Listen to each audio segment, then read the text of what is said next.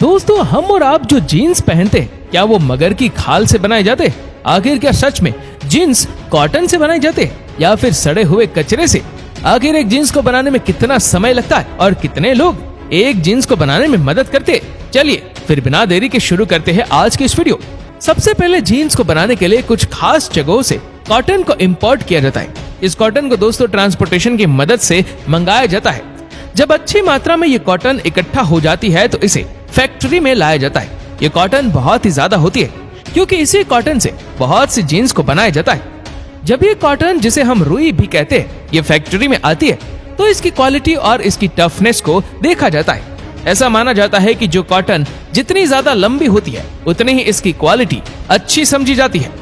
सबसे पहले इस कॉटन को फैक्ट्री में ब्लेंड किया जाता है। इसके लिए कॉटन को एक फ्लोर रूम में ले जाया जाता है। अब ये कॉटन का पूरा गुच्छा होता है जिसे एक मशीन ऊपर से उठा लेती है और फिर इन्हें दूसरी मशीन से गुजारा जाता है।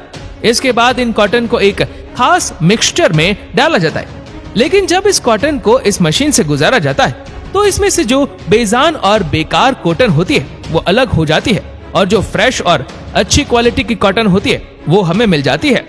आपने देखा होगा कि ज्यादातर जीन्स का कलर या तो लाइट ब्लू होता है या फिर इंडिगो ब्लू होता है। इसी रंग की जीन्स मार्केट में बहुत ज्यादा बिकती है।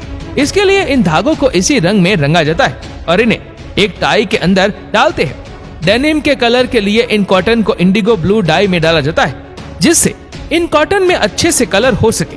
लेकिन एक परेशानी ये भी होती है कि ये डाई पानी को अपने अंदर सोखने की कैपेसिटी नहीं रखती है, जिसका मतलब है कि ये डाई मजबूत और पक्की नहीं है।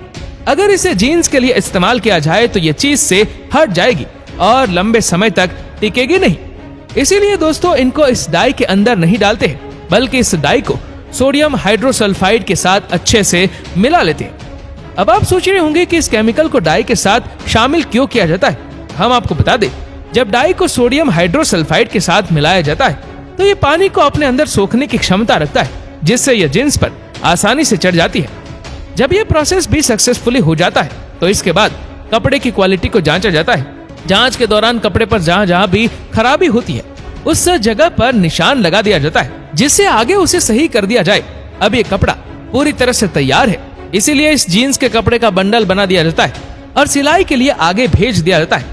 यहाँ जीन्स को तैयार करने के लिए कपड़े के अलग अलग पार्ट्स काटे जाते हैं। सिलाई करने में सबसे पहले जीन्स की पॉकेट पर काम किया जाता है। पॉकेट को बनाने के लिए दोस्तों हाथों का नहीं बल्कि एक खास सिलाई मशीन का इस्तेमाल किया जाता है। इसमें कपड़ा डालते ही पॉकेट का अपने आप डिजाइन बन जाता है और तैयार होकर बाहर आ जाता है।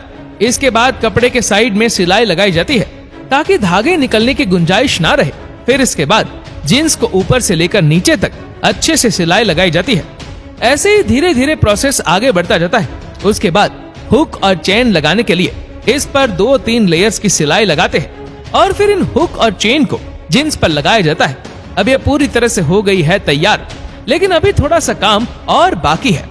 बेल्ट लगाने के लिए इसमें नाके बनाए जाते हैं और उस पर सिलाई की जाती है। जीन्स तैयार होने के बाद इन्हें वॉशिंग चैम्बर में भेजा जाता है जिससे ये अच्छी तरह से साफ हो जाए। इसके बाद फिनिशिंग की जाती है।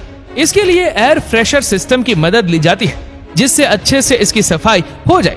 इससे जीन्स एकदम टाइट हो जाती है और सही से इसे चेक किया जाता है।